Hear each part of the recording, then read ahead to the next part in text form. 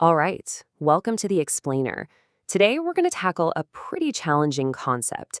It's called the Glass Cellar, and it's a framework that tries to explain a very stark reality in our society by looking at things like male disposability and accidental death.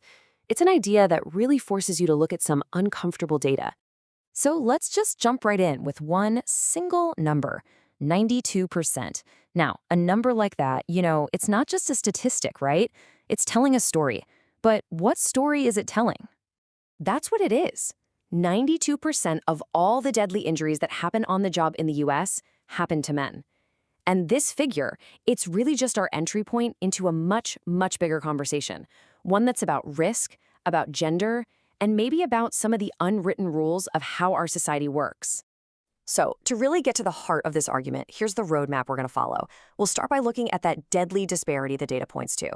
Then we'll unpack what the glass cellar actually means, look at the evidence, and finally, kind of zoom out to see the bigger picture. Okay, first up, a deadly disparity. The source material here really challenges us to stop thinking about these deaths as just a series of random, tragic accidents and start seeing them as maybe a symptom of a much larger blind spot we have as a society. And this is the core idea of the whole analysis, really, that these deaths are, in a weird way, the hidden price of progress, that they aren't some bug in the system, but they're actually a feature. So, if that's the problem, how does the source even begin to explain it? Well, it introduces two really key concepts that are central to its whole argument. The first concept is this idea of male disposability. And what that means is, as a society, we tend to subconsciously value what men can do for us, their utility, more than we actually value the men themselves. Their usefulness often trumps their safety. And building right on top of that, you get the glass cellar. Now, you've probably heard of the glass ceiling, right? Well, you can think of this as its flip side. It's not about an invisible barrier above you, but more like an invisible gravitational pull toward the most dangerous jobs below. And this slide really lays it out perfectly. The glass ceiling, on one hand, is that invisible barrier that prevents advancement up. But the glass cellar is about an invisible concentration that funnels men down into the most hazardous occupations at the very bottom. Two sides of a very different coin. Okay, so that's the theory. But is there any actual evidence to back up this glass cellar idea? Well, the source material presents some pretty compelling data. And here we go. This chart really gives you a stark visual of that 92% figure we started with. I mean, look at those raw numbers. Over 5,000 men compared to less than 500 women. The disparity is just impossible to ignore. And these are the jobs where those deaths are concentrated. The source calls them the death professions. Logging, commercial fishing, roofing, steelworking.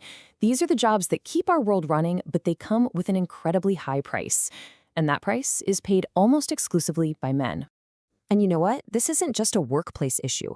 The World Health Organization finds that 73% of all road traffic deaths for people under 25 are young men. It's the same pattern, just in a totally different context. So the key takeaway here is that this isn't just about a few dangerous jobs. It's a pattern that stretches into everyday life. I mean, for American men from age 1 all the way to 44, the number one killer is unintentional injury. That suggests something much bigger is going on in our culture.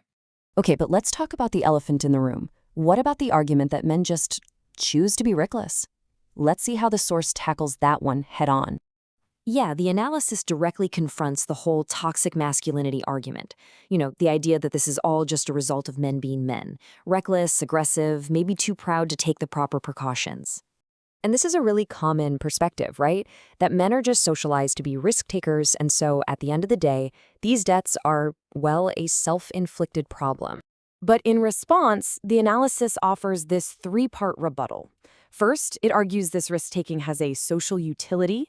I mean, we call a man who runs into a burning building a hero, right? We reward it. Second, it points to the provider role, suggesting men often take these dangerous but higher-paying jobs out of necessity. And third, it suggests there's an empathy gap, where we've all just kind of normalized these deaths as being part of the job. So, after all that, where does this leave us? Let's take a look at the source's final conclusions and its call to action. And this right here is the absolute core of the source's argument, that as a society, we tend to see men as tools. We value them for what they can do for us, for their function, not just for who they are. So, what can we do about it? The source suggests a few things. Maybe we need gender-specific safety funding that actually goes where the deaths are happening. Maybe we need a huge cultural shift to start valuing male safety equally. And maybe we need to stop seeing toxic masculinity as the one and only explanation. And the source leaves us with this really powerful question. What does it mean if the very people who protect our society are also the ones we consider the most disposable?